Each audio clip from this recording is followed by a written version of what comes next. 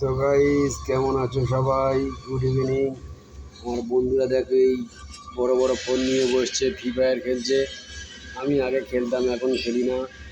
বাড়ি অশান্তির কারণে একদিন সারা রাত খেলেছিলাম, তো সেই কারণে বাড়িতে আর ফোনে ফ্রি ফায়ার সেভাবে খেলা হয় না।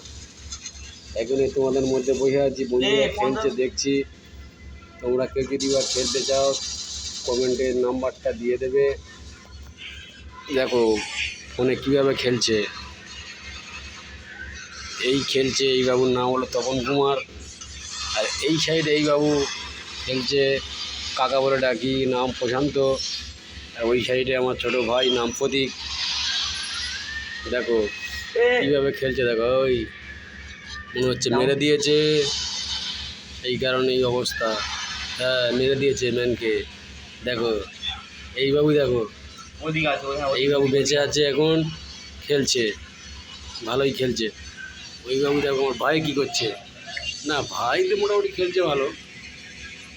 খেলার একটু বড় কেউ যদি বা খেলতে চাও তো কমেন্টের নাম্বারটা পাঠিয়ে দেবে।